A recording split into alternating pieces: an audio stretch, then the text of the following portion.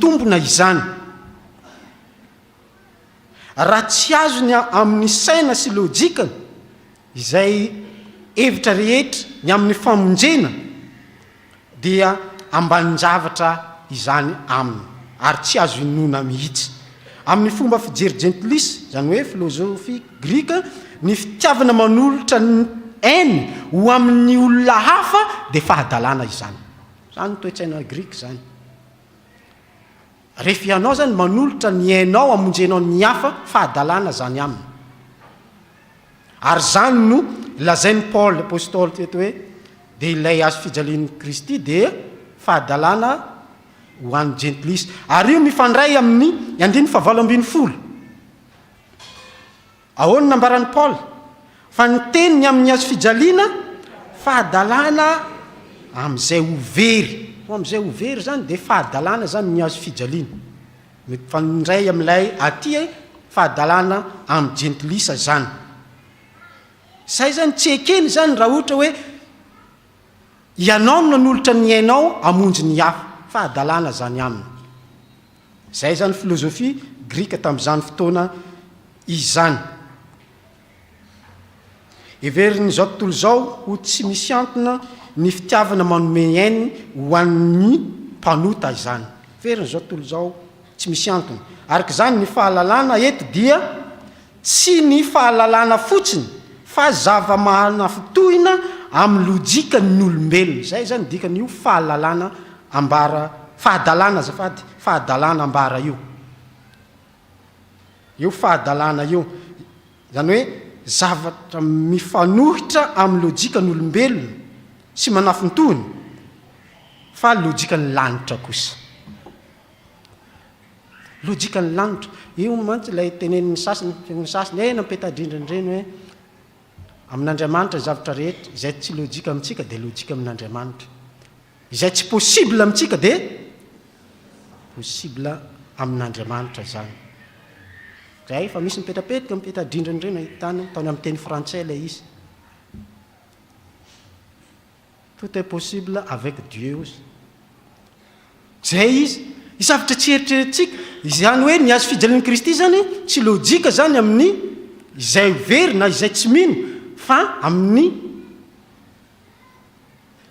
lanitra kosa izy dia lojika satria zany no mission de Jésus Kristy avy tany an-danitra na ny ran'Andriamanitra azy avy tany ny filozofia sy ny fahalalana amin'ny saina dia zava-dehibe amin'ny fiainana tsy hoe manambany raha milazy Paul amin'izany tsy hoe manambany akory ilay filozofia eo amin'ny fiainana saingy tsy ampy hanavotra fanahy izany tsy ampy amin'ny fanavotana ny fanahy izany ny gentlisy tamin'ny andro Paul dia olona nitady fahendrena ary hatramin'izao mbola mitohy izany faniriana izany toy ny fitadiavana lojika amin'ny zavatra anankiray indrindra amin'ny finoana ary zany misy fiangonana sasany miteny hoe tsy mitory tsisy porofo zahay fangahy porofony rehefa mino dia mino rehefa mino dia mino fa tsy hoe hitady porofo tahaka any amin'ny matematika tsy zany ny finoana dikazay tsy ampy zany raha iresina amin'ny resaka filozofia na raha tsiansy zany ny famonjena zay nentin'ny Kristy teo amin'ny azo fijaliana tsy zany ny finoana kristianina tsy finoana izany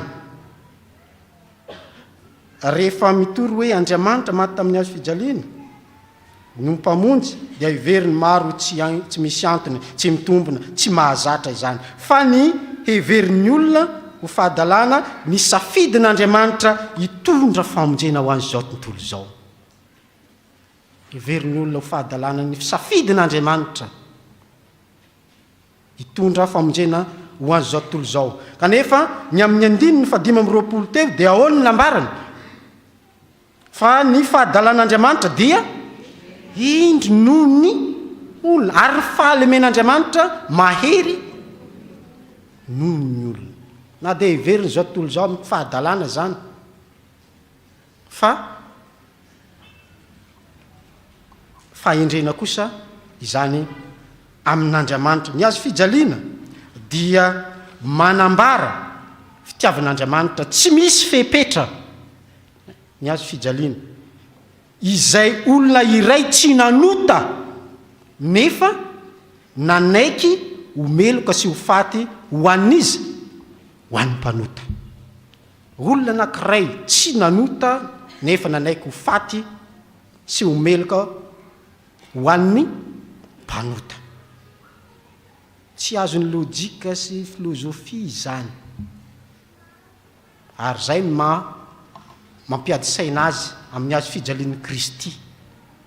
Satria tsy mifanohitra amin'izay eritreretiny izany. Fa izany kosa dia azony fo manetry tena sy manana finoana marina. Ny farany, ny azo fijalian'i Kristy na ny fitoriana azo fijalian'i Kristy dia hery sy fahendren'Andriamanitra ho an'izay voantso. Hery sy fahendren'Andriamanitra ho an'izay voantso.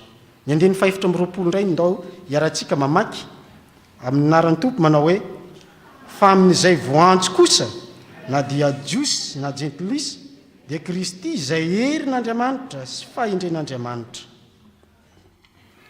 Mifandray amin'ny tapany faharoa amin'ny andiny favalo ambin'ny folo.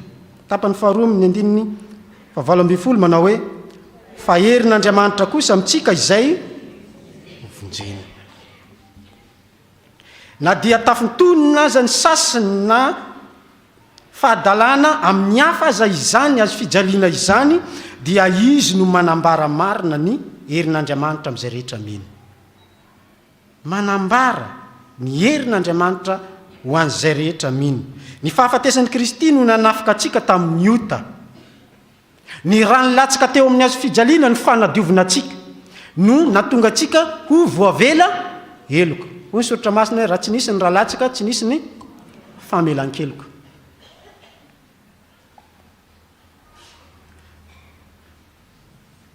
Tsy fahalemena izany anefa, tsy fahalemena izany.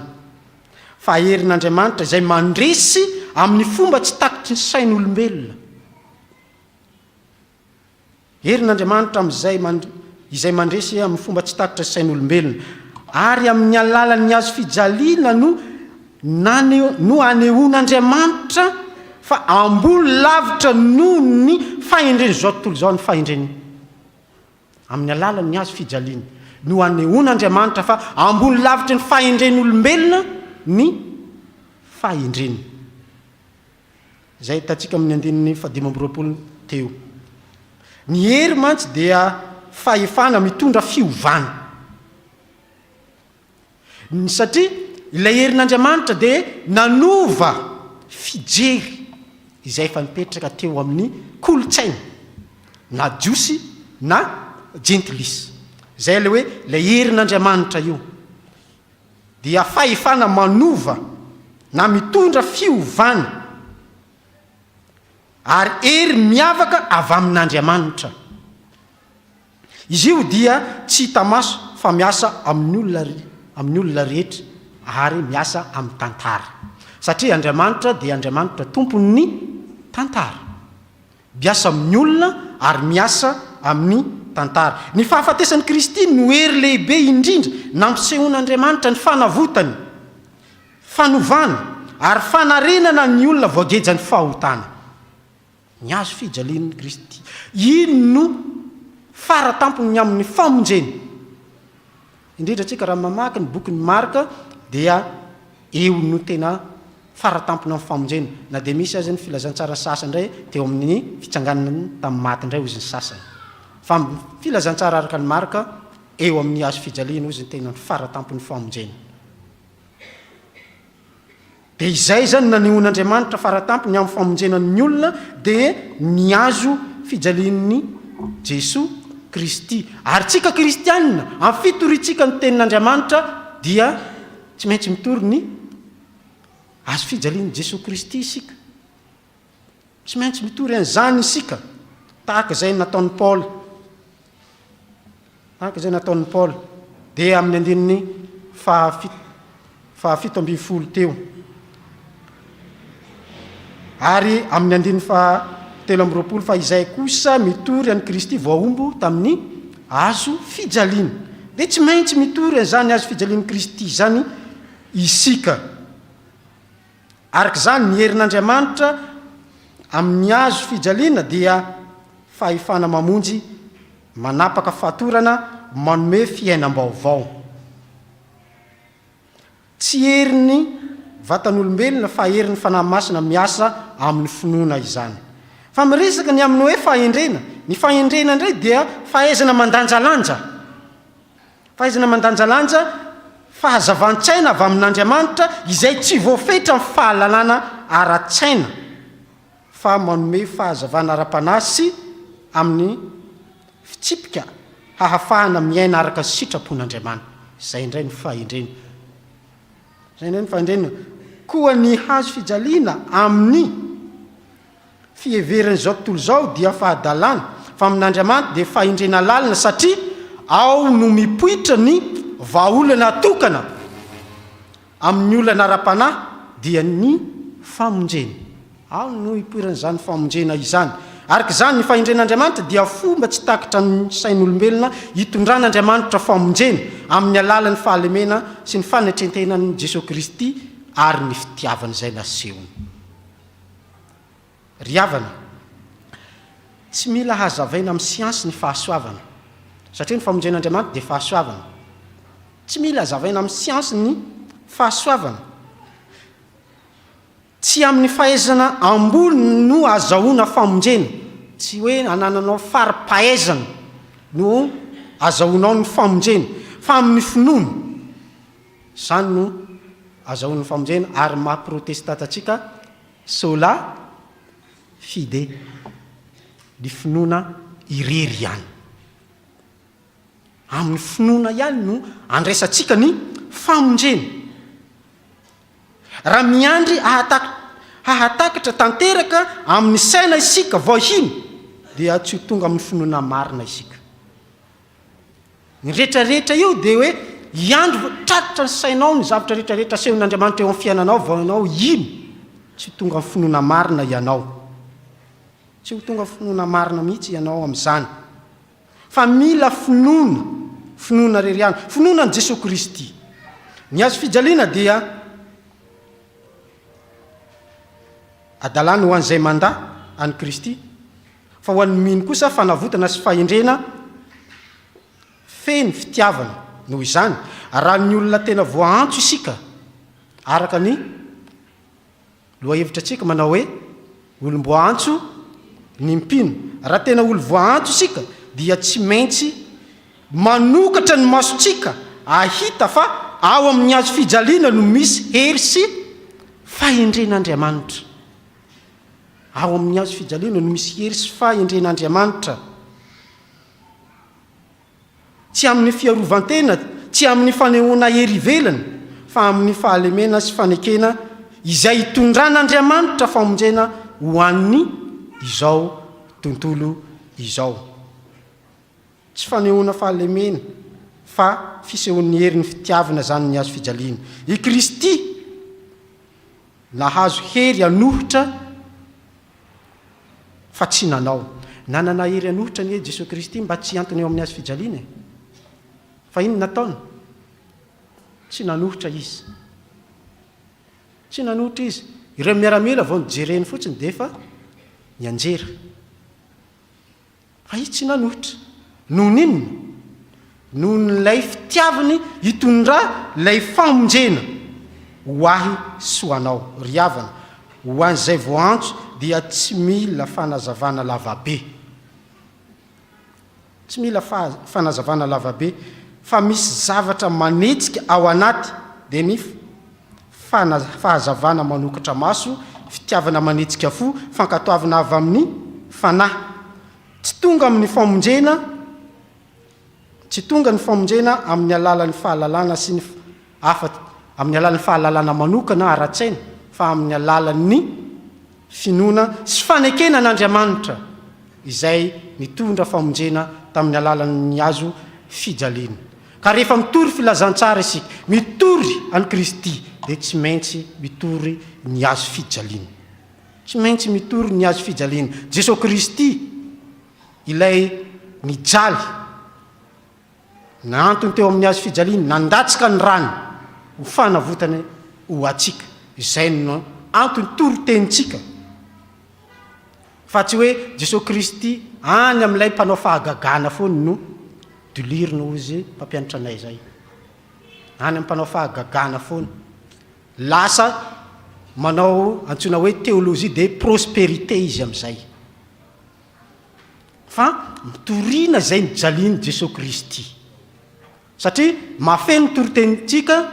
Voalohany, Jesosy tonga nofo, Jesosy nijaly, maty ary nitsangana tamin'ny maty. Mbola misy inona ndray? Mbola ho avy ndray. So dia adino izy mbola ho avy. Zay no antony toritenitsika.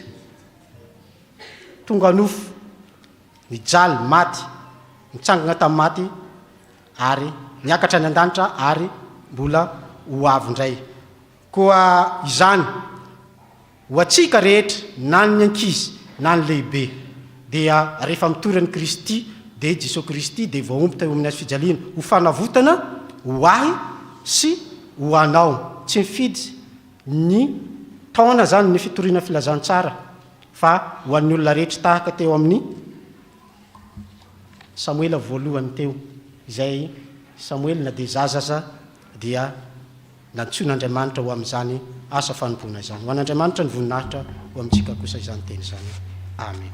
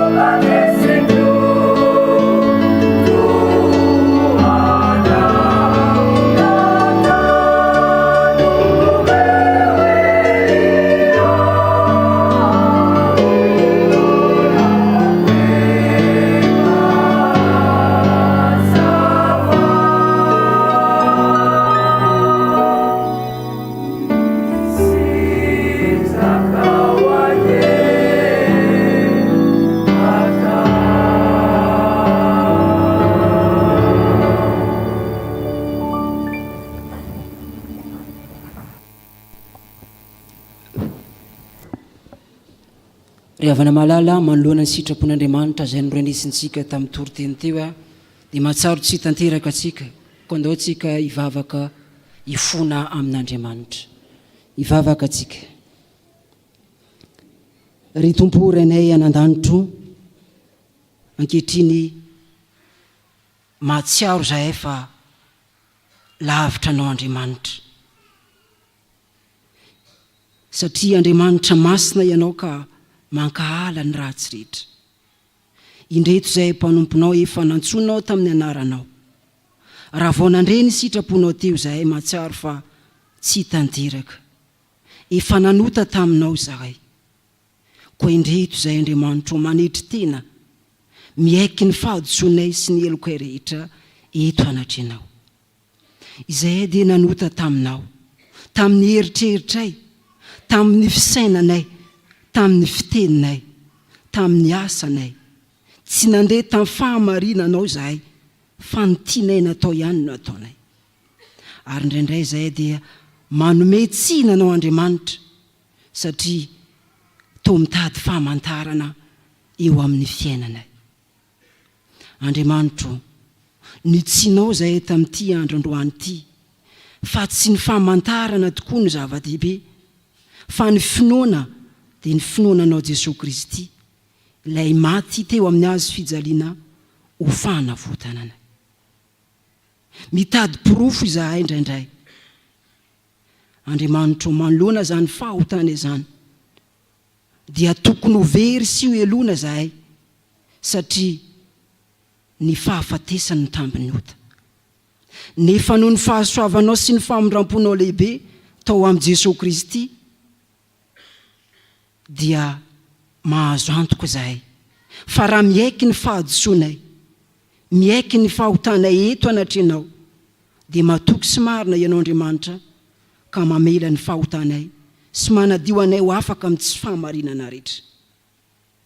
Ry Tompo ray anan-danitro, misaotra anao zahay, nanomezanao an Jesosy Kristy ilay fitiavana lehibe tsy misy toa azy, dia hamonjy anay teo amin'ny hazo fijaliana. Efa nandasaka ny rano teo amin'ny hazo fijaliana ho fanadiovana anay tsirairay avy. Misaotra Andriamanitra fa tia anao zahay, ary tsy misy tianao ho very zahay, ary zany no mbola iantsoanao anay ankehitriny anatona anao. Olombo afidinao tokoa zahay, olona voantsonao zahay, miavaka eo anatreny olona hafa. Taio ary zay Andriamanitra, mba andeha amin'ny toetra mendrika araka anao Andriamanitra, hiala amin'ny fanao ratsinay. Fa raha tonga tokoa ianao eo amin'ny ranolanitra, dia hita finoana velona kandray anay, ka hitena aminay hoe, ry mpanompo tsara sady matoky, natoky tamin'ny kely ianao ka hotondriko mpanapaka ny be, midira ny fifaliana tomponao. Ko resy Tompo ny fifonanay sy ny fitalaonay famelan-keloka aminao. Noho amin'ny anaran'i Jesosy Kristy, ilay mamindra fo, no azahoanay maniry sy mangataka izany vavaka izany. Amen. Iraintsika ny hira voalahatra manaraka.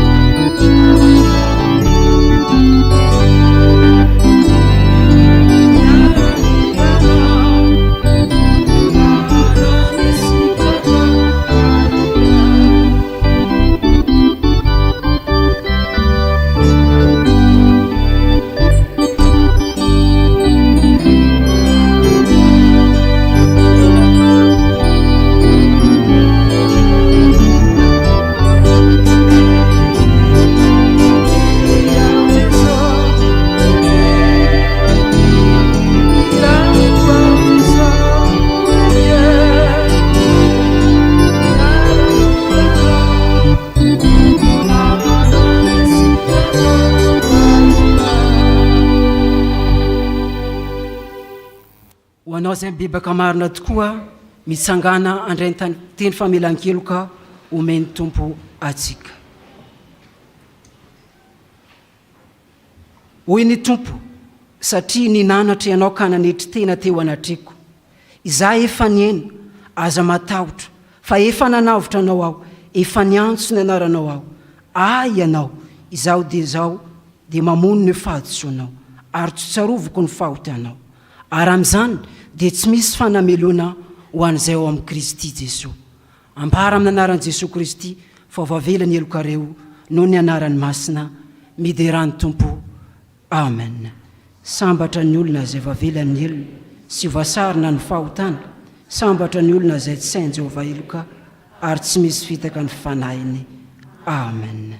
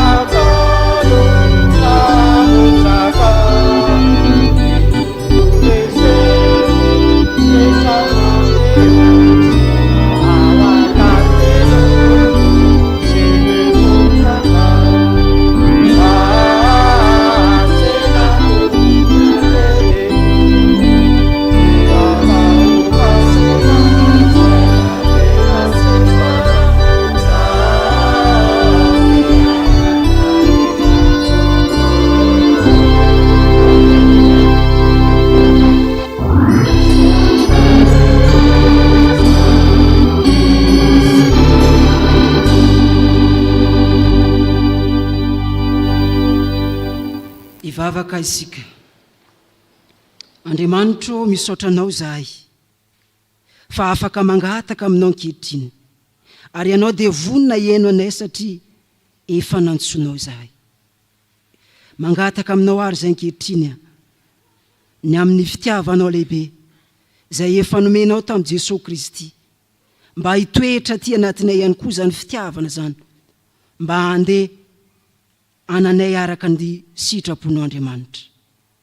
Misaotranao zay fiangonana satria miantso anay mandrakariva ianao ho amin'ny toetra tsara, ho amin'ny asa tsara, dia ny asa fitoriana filazantsara zany.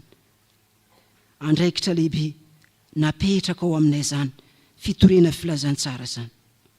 Tsy hanavanan-kizy na ny lehibe na tanora, fa izay rehetrarehetra nantsoinao dia nomenao zany teninao zany tokoa. Mandehana ianareo atao mpianatra ny firenena rehetra.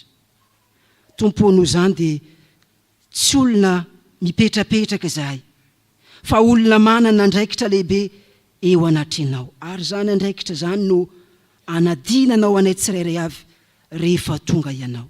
Moavena vita zany tokoa ve zahay sa tsy mba nanao na dia iray akory azy. Ampianaro ary zay Andriamanitra mba ho vonto ny teninao ka izara ho amin'ny hafa ihany koa. Ndesinay ambavaka Andriamanitra ny asa fitorena filazantsara izay ho tanterany fiangonana eto amin'izao sapely militaire zao. Amin'ity anio ty hiainga zao toerana zao izy ireo ho ana amin'ny toerana zay efa voatendrinao anatanterana zany asa fitorena filazantsara zany. Fantatray Andriamanitra fa asanao zany ary ianao dia efa mialoha mandrakariva izany asa fitorena filazantsara zany amin'ireo mpanomponao izay mbola tsy malalanao. Tafiohery, tafifahasalamana ireo mpanomponao izay voatokana ho amin'izany. Sotranao ihany koa za Andriamanitra satria Andriamanitra mihainy vavaka ianao. Raha nangataka taminao zay manoloana ny fanadinana izay natreny ireo tanoranao dia novalianao zany Andriamanitra ka maro ny afa-panadinana dia manao rakim-pisaorana eto anatrenao. Taiozy re Andriamanitra mba hitombo fahalalana trany, tombo fahendrena mba azahoany mahatoky anao ihany koa amin'ny andro mbola andratony zany fianarana zany. Taio Andriamanitra ny fanadinana izay atreny tanoranao indray amin'ny herinandro avy zao ny baka. Taio Andriamanitra ianao nome fahendrena, fahadiovantsaina ary anampy azy amin'izay efa nianarany. Mba ho tonga mpanomponao mahatoky koa izy, tsy tebiteby fa anampifaliana amin'ny fanatanterana ny fanadinana. Mino izay Andriamanitra fa Andriamanitra mihaino ny vavaka ianao ka tahaka efa nataonao tamin'ireo mpanomponao izay afaka BBC no anambinanao mpanomponao angala baka ihany koa. Tompo taio ny kristianina rehetra ary ny tanora kristianina amin'izao fiangonana sapely militaire zao. Ianao efa niantso azy amin'ny andraikitra izay efa nomenao izy ireo mba ho tanora vanona androso fity aminao Andriamanitra, ho tia ny teninao ka ankahala ny ratsy.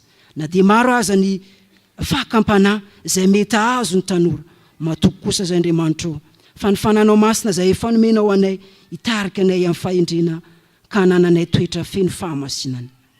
Ny tanora rehetra manera ny sandra FJKM satria anio alahady natokana hitondrana ambavaka izy ireo. Taio manokana Andriamanitra mba ho tanora vanona ihany koa aefa ny anjara fanompoana dia nitory filazantsara. Dia amin'ny anaranao Jesosy Kristy no azahoanay maniry sy mangataka zany vavaka zany.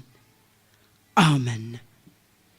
Ndeha ary havana iarantsika manonona ilay fanekempinoana Nikiana na ny fanekempinoana laharana faharoa ao amin'ny liturjia manao hoe: isika mino Andriamanitra ray tsy to mpanao ny lanitra sy ny tany ary ny zavatra rehetra na ny hita na ny tsy hita ary an Jesosy Kristy tompo ray zanaka lahy tokon'Andriamanitra nateraka ny ray talohany'izao rehetra izao, ny mazava avy amin'ny mazava, Andriamanitra tokoa avy amin'Andriamanitra, nateraka fa tsy natao, miray amin'ny zavatra rehetra.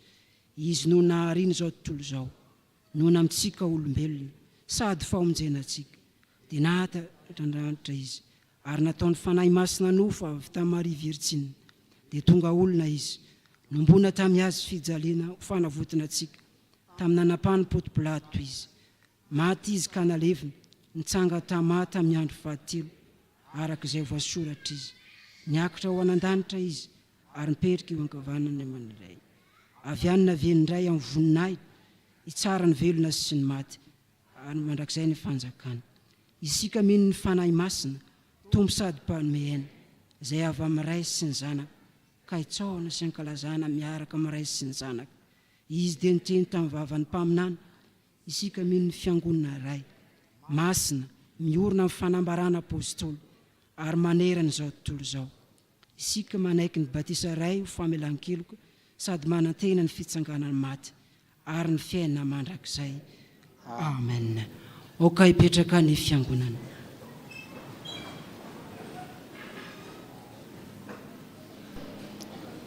Ampefaliana ry havana no andraisantsika ireto namantsika ireto izay manavao ny fanoloran-tenany sy manolotra ny zanany ho amin'ny sakramentany batisa izao.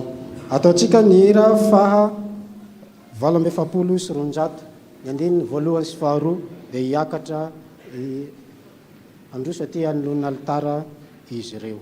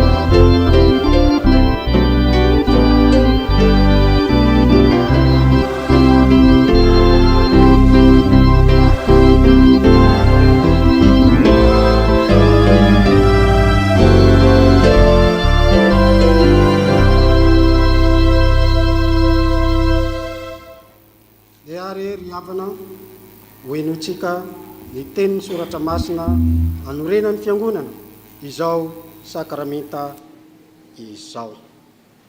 Efa nomenany fa ifana rehetra ny an-danitra sy ety an-tany. Koa mandehana ianareo dia ataovy mpianatra ny firenena rehetra. Manao batisa azy amin'ny anaran'ny Ray sy ny Zanaka ary fanahy masina sady mampianatra azy tandrina izay rehetra nandidiko anareo. Ary indro izao momba anareo mandrakariva mbara-pahatonga ny fahataperany izao tontolo izao. Ary ahoroko ny fanekeko ho amiko sy ho aminao mba mitaranaka mandimby anao hatramin'ny taranaka faramandimby. Ho fanekena mandrakizay mba ho Andriamanitra aho sy ny taranaka ao mandimby anao aho. Ary tao aminy koa no namorana anareo tamin'ny famorana tsy nataony taniny, tamin'ny fanesorana ny tenany nofo dia tamin'ny famorany Kristy. Fa niara-nalevina tamin'ny anareo tamin'ny batisa izay niarahanareo nitsangana taminy koa noho ny finoana ny asan'Andriamanitra izay nanangana azy tamin'ny maty. Fa ianareo rehetra dia zanak'Andriamanitra amin'ny finoana any Kristy Jesoa. Fa na iza ianareo no natao batisa ho an'i Kristy dia nitafy an'i Kristy. Tsy misy intsony na jiosy na grika na andevo na tsy andevo na lahy na vavy fa iray ihany ianareo rehetra ao amin'ny Kristy Jesoa. Amen. Noho izany ary ry ray aman-dreny sy ny mpiantoka dia misy fanekena taonareo entina ten'Andriamanitra sy ny fanontaniana ka mangataka anareo amaly izany araka izay sitraka ny fonareo. Moa manolotra ireto zaza reto ho an'Andriamanitra raintsika va ianareo. Eny tompoko. Ekenareo va ny jorony amin'ny tenina amin'ny asa ho mpanompon'Andriamanitra mahatoky mba hahatonga anareo ho fianarana ho an'ireto zaza reto amin'ny androm-piainanareo rehetra. Eny tompoko. Ekenareo va ny anatanterahany fiangonana amin'ireto zaza reto ny fitazana rehetra araka ny filazantsara tokony atao aminy mba hitombony amin'ny fahalalana izao fahasoavan-dehibe raisina avy amin'Andriamanitra izao sy anekeny any Jesosy ho tompo mba azahoana andavany ny asan'ny satana rehetra. Eny tompoko. Vonona ny vavaka ho azy sy ampianatra azy hivavaka hampiditra azy ho mpianatra sikolalady va ianareo. Eny tompoko. Ekenareo va ny ampianatra azy ny anton'izao fanaovam-batisa izao ary anao izay ahatonga azy ho mpandray ny fanasan'ny tompo. Eny tompoko. Mandray anareo n'Andriamanitra aoka ianareo hitobika amin'ny fiangonana anamafy izany fanekenareo izany. Manolotra ny zanakay ho an'Andriamanitra raintsika izahay. Ekenay ny ijoro na amin'ny teny na amin'ny asa ho mpanompon'Andriamanitra mahatoky mba tonga anay ho fianaran'ny zanakay amin'ny androm-piainanay rehetra.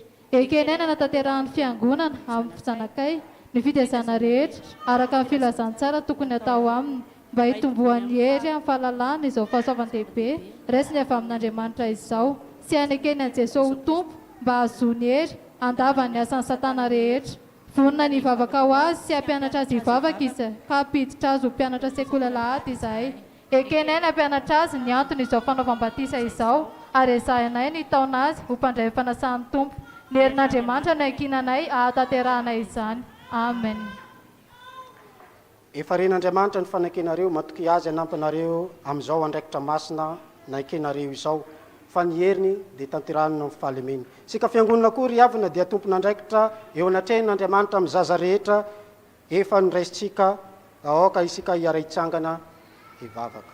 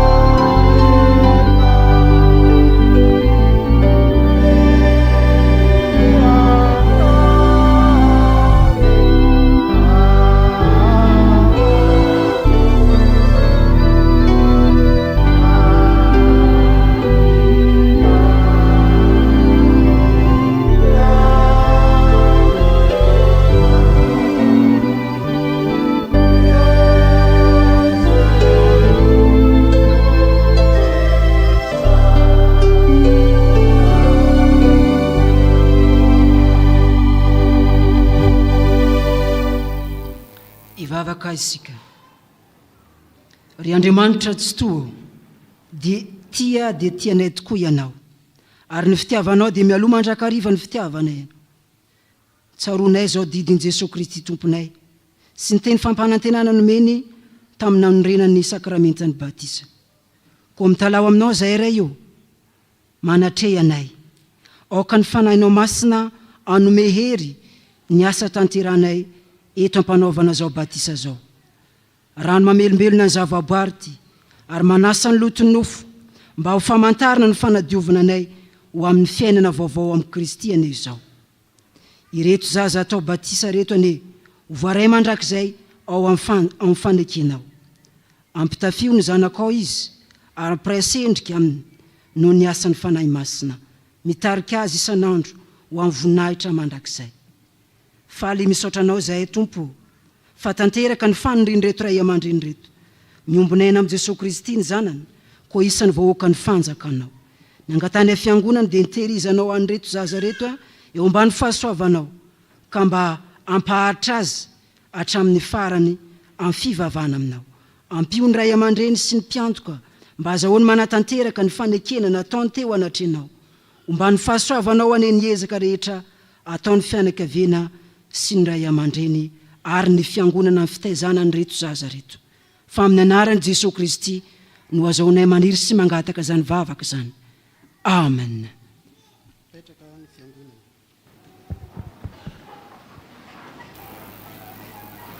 Rafidy Manantsoa Avoniena Jonathan Anzel. Rafidy Manantsoa Avoniena Jonathan Anzel. Izaho manao batisanao amin'ny anaran'ny Ray sy Zanaka ary fanahy masina ho aminao aneny Tompo. Amen. Rakotoarively Tiantsoa Nieko.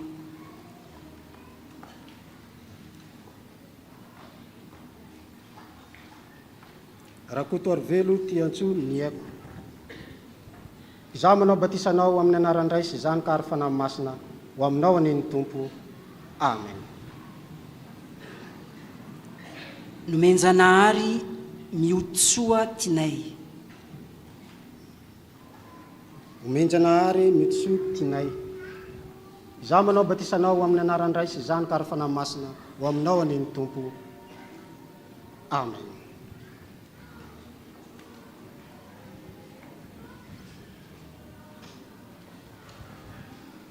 Ino ary ny teny fanomezatoka avy amin'Andriamanitra. Anaka, aza matahotra, efa nalavitra anao aho, efa niantso ny anaranao aho, ianao. Koa mandehana amin'ny fifalian'ny tomponareo, ary eto reto zaza reto ho an'Andriamanitra raitsika. Amen. Ny sampana tanora kristianina anao ny hira, fa isika fiangonana kosa anatanteraka ny rakitra ny amin'izany batisa izany.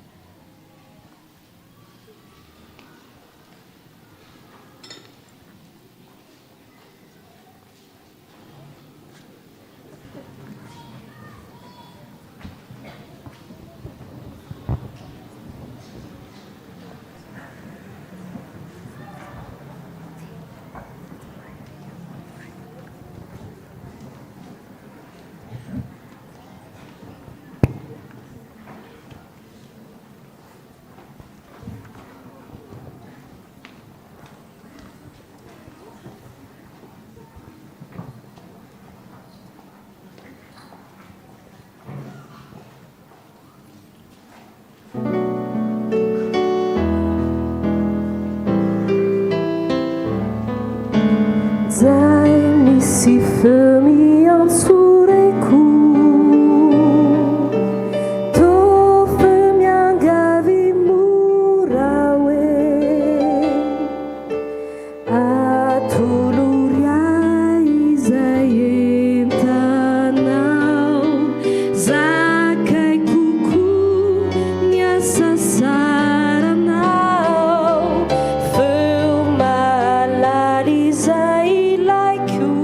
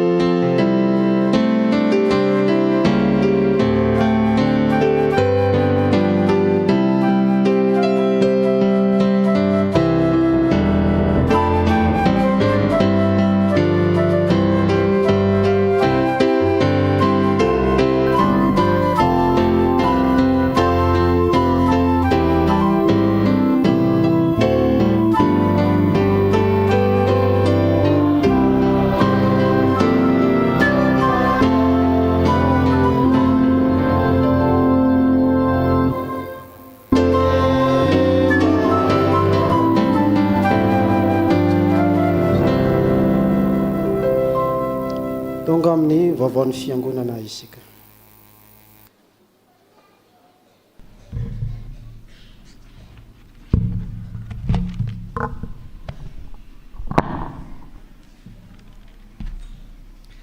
dia ho ampitomboina aminareo rehetra ny hery havana fahasoavana sy ny fiadanana avy amin'Andriamanitra raintsika sy Jesosy Kristy Tompo. Amen.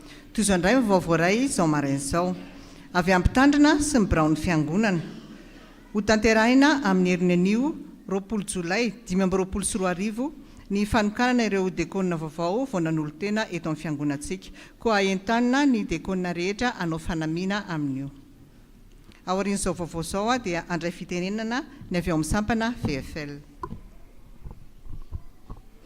Vaovao avy amin'ny sampana sekoly alahady. Misaotra an'Andriamanitra lehibe fa totosa soamantsara ny fivoriana izay niarahana tamin'ny komity ny maraina teo. Misaotra indrindra ihany koa ireo izay nirotsaka ao amin'izany. Ampatsahivina ny mpampianatra rehetra sy ireo mpiandraikitry ny rantsana fa amin'ny alahady 17 Jolay amin'ny 2 tolakandro no fihaonana fahatelo iarahantsika ampitandrina komanatena ny fahatongavantsika rehetra. Mitohy hatrany ny fianarana sekoly alahady isaky ny alahady maraina amin'ny 7 ora. Miverina ny rantsanatanyketsa anio ariva amin'ny 3 ora tolakandro. Avy amin'ny sampana mpanazava stily. Araka ny tety andro ny sampana dia ho tanterahana ny alahady 17 Jolay izao ao aorian'ny fanompom-pivavahana ny fisariana toana sokoto koa entanina hatrany isika anjifa ny tapakila amin'ny vidiny 9,000 ariary. Ny loka voalohany table pliante sy chaise efatra. Ny faharoa couvert porcelaine complet. Ny fahatelo speaker iray. Misy ihany koa ireo loka maro samihafa. Dia misaotra antsika noho ny fandraisana anjara. Aempotra amin'ny fotoana hafa kosa ny fivorian'ny komity mpivondronana sy ny mpiandraikitra tokony atao anio noho ny tsy mahita toerana ny mpiandraikitra izay lasa namonjy seminera. Avy amin'ny sampana Dorcas mijanona isika mpiambana rehetra anio ao aorian'ny fanompom-pivavahana. Rakim-pisaorana ho an'ny fiangonana sy ny sampana tanora kristianina. Rakim-pisaorana atolotra ny sampana asa fitoriana amin'ny filazantsara ho an'ny sampana fifoazana ikarakarana ny eny amin'ny fonja ary ho an'ny mpitandrina Rakotsafy Mikael sy ny mpitandrina stagiaire. Misaoran Jehovah ary fanahiko ary izay rehetra atao anatiko misaora ny anarany-masina. Salamo 7:1. Misaotra ny tompo noho ny fahafahako BEPC. Rakitra tononona ho an'ny sokoto.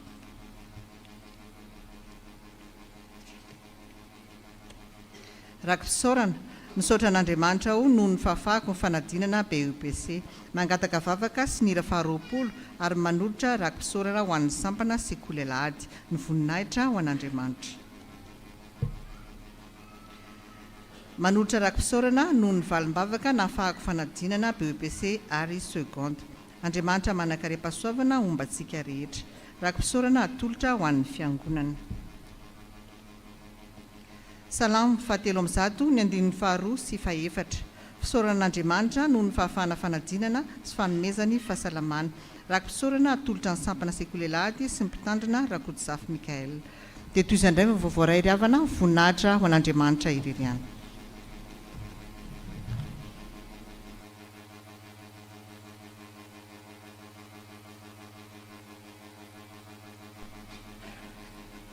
Dia mbola manonona ny fiadanan'ny tompo ho amintsika rehetra ry havana. Mijoro eto aho amin'ny alalan'ny sampana vondrona fototra laika, amin'ny alalan'ny rantsana fanentanana aram-panahy. Hitondra fanentanana ho antsika fiangonana. Ao anatin'ny vanim-potoanan'ny fialan-tsasatra tokoa izany izao ny mpianatra fa araka ilay tenin'ny pasteur izay hoe ny fanahy tsy mba miala sasatra na ny fanahy tsy mba vakansa. Noho izany dia misy fampianarana, misy famelabelan-kevitra eto amin'ny fiangonantsika anio ariva. Famelabelan-kevitra izay arahana amin'ny mpitandrina Randriana Soa James Arnirina, izay mpitandrina ao amin'ny fiangonana FJKM Atsapan-drano Fiderana. Avy any alavitra be any izy no hitondra fampianarana ho antsika, famelabelan-kevitra ho antsika, izay mitondra lohahevitra hoe ny kristianina manoloana izao vanim-potoana ny andro farany izao.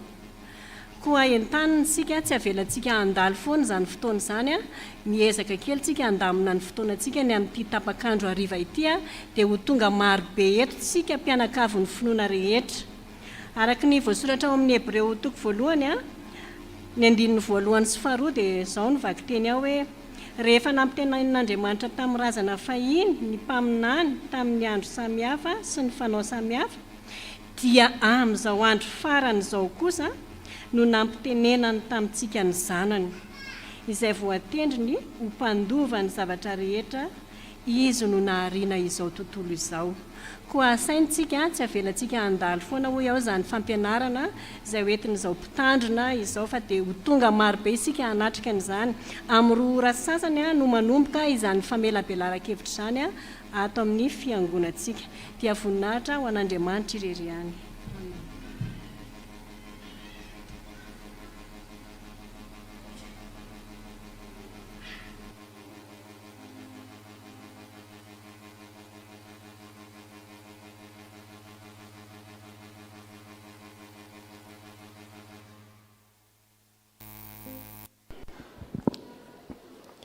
Isaotra an'Andriamanitra isika riavana fa noho ny fahavitan'ny fanamasininy fanambadininy ireto mpanompon'Andriamanitra ireto dia rahalahy Arinjaka Erinirina Parfesy Ranary son Mahenitso Tahiry dia miaraba anareo ny fiangonana ny fahavitany izany fanamasininy fanambadiny izany. Ireto n'Andriamanitra reto indray no atao mariazy amin'ny heriny amin'ny sabotsy ho avy zao Ravelonjatovo Njaranaina sy Ranarison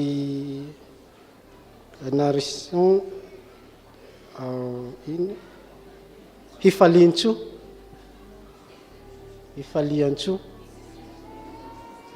iny zareo dia mivavaka ho anareo ny fiangonana dia ahavitany izany fanamasinana mpanambadiana zany. Iroso amin'ny rakatra isika ka ny choral no anao.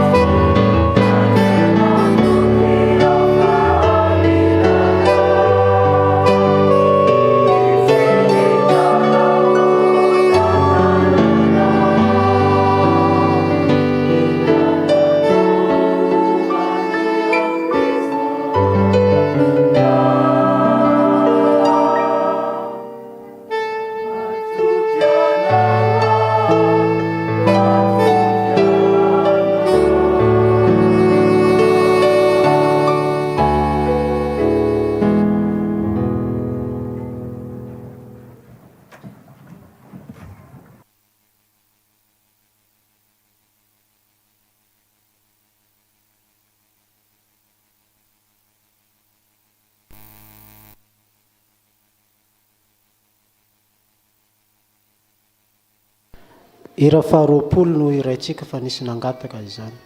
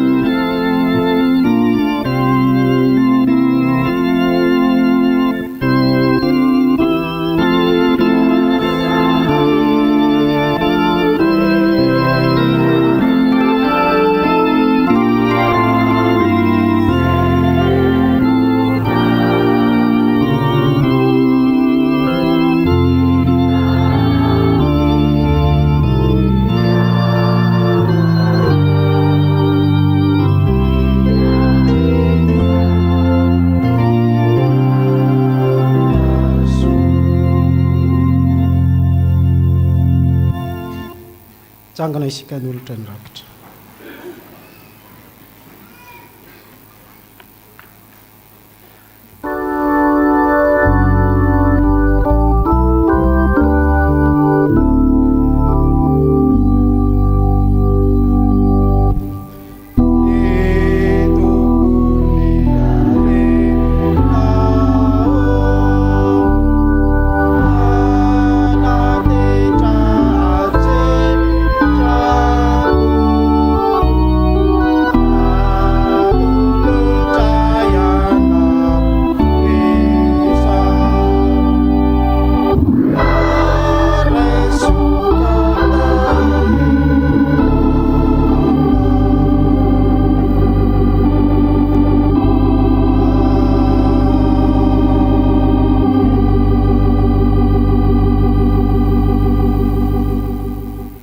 Tsika ny hira fanampiny faharoa ny 50 andiny voalohany sy faharoa mialohan'ny tsodrano ary ny andiny fahatelo aorinany tsodrano.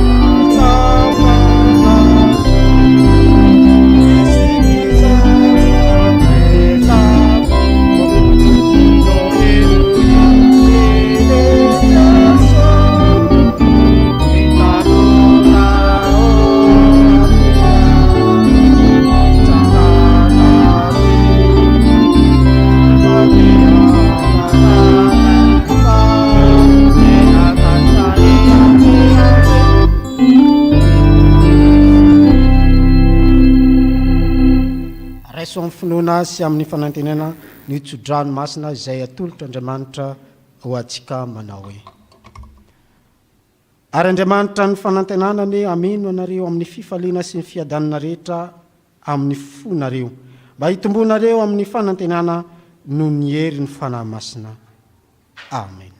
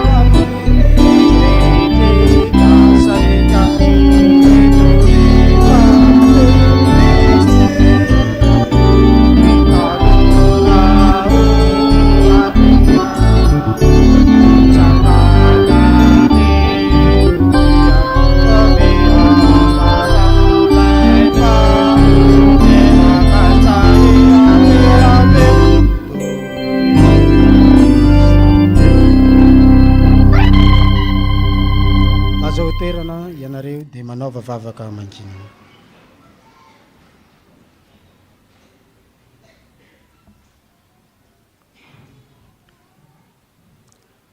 Fa ny teniny amin'ny azo fijaliana dia fahadalana ao amin'izay ho very, fa herin'Andriamanitra kosa amintsika izay ho vonjena. Ho an'Andriamanitra irerany ny voninahitra amin'ny anaran'ny Ray sy ny Zanaka ary ny fanahy masina. Amen.